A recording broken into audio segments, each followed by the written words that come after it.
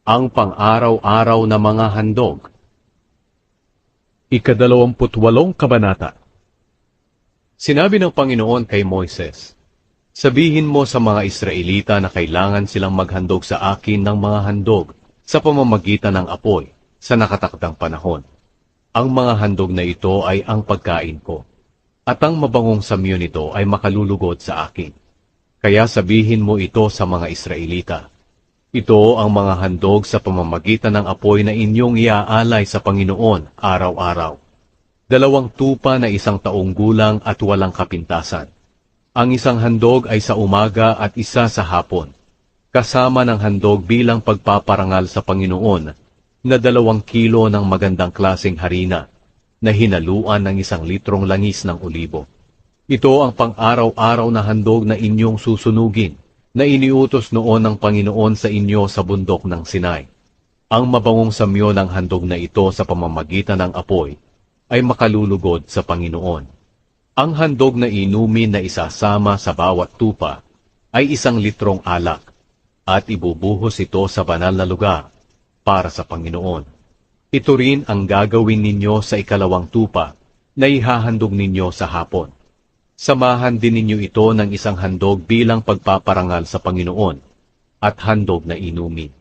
Ang mabangong samyo ng handog na ito sa pamamagitan ng apoy ay makalulugod sa Panginoon. Ang mga handog sa araw ng pamamahinga. Sa araw ng pamamahinga, maghandog kayo ng 2 tupa na 1 taong gulang at walang kapintasan, kasama ang handog na inumin, at ang handog bilang pagpaparangal sa Panginoon na 4 na kilo ng magandang klaseng harina na hinaluan ng langis. Ito ang handog na sinusunog tuwing araw ng pamamahinga, bukod pa sa pang-araw-araw na handog, kasama ang handog na inumin. Ang buwan ng handog. Sa bawat unang araw ng buwan, maghahandog kayo ng handog na sinusunog sa Panginoon. Ang inyong handog ay 2 batang toro, 1 lalaking tupa, at 7 batang lalaking tupa na 1 taong gulang. Kailangan na walang kapintasan ang lahat ng mga ito. Ang bawat toro ay sasamahan ng handog bilang pagpaparangal sa Panginoon ng mga 6 na kilo ng magandang klaseng harina na hinaluan ng langis. Bawat 1 lalaking tupa ay sasamahan din ng handog na may mga 4 na kilo ng magandang klaseng harina na hinaluan ng langis bilang pagpaparangal sa Panginoon.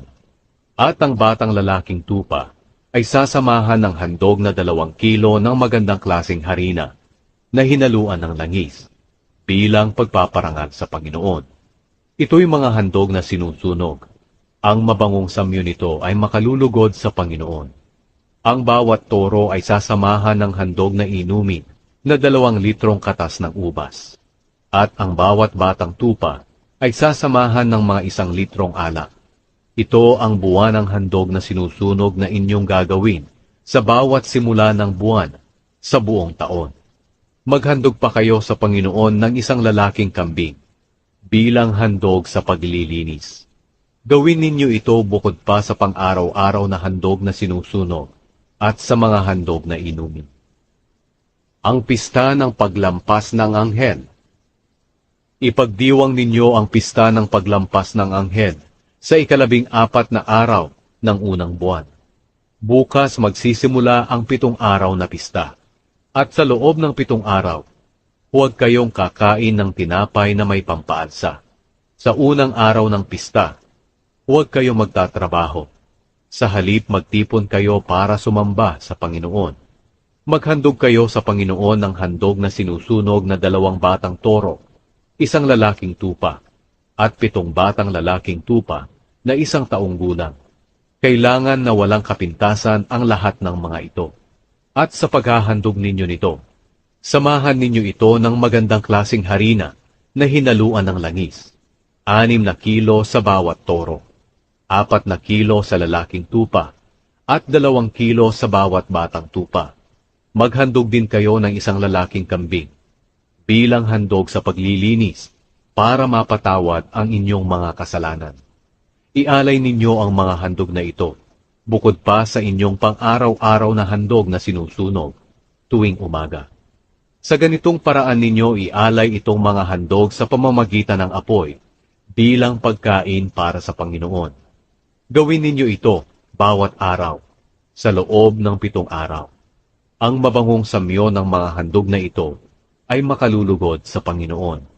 Ihandog ninyo ito bukod pa sa pang-araw-araw na handog na sinusunog at sa handog na inumin. Sa 7 araw, muli kayong magtipon sa pagsamba sa Panginoon at huwag kayong magtatrabaho sa araw na iyon. Ang mga handog sa panahon ng Pista ng Pag-aani. Sa unang araw ng Pista ng Pag-aani, sa panahon na maghahandog kayo sa Panginoon ng bagong ani ng trigo, huwag kayong magtatrabaho.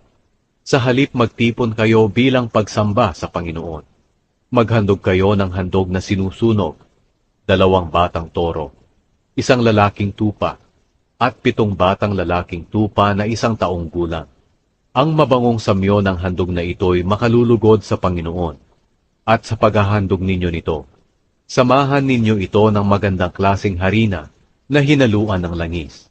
6 na kilo sa bawat toro, 4 na kilo sa lalaking tupa, at 2 kilo sa bawat batang tupa. Maghandog din kayo ng 1 lalaking kambing para sa kapatawaran ng inyong mga kasalanan. Ihandog ninyo ito, kasama ang mga handog na inumin, bukod pa sa pang-araw-araw na handog na sinusunog, at ng handog bilang pagpaparangal sa Panginoon. Siguraduhin ninyo na ang mga hayop na ito ay walang kapintasan.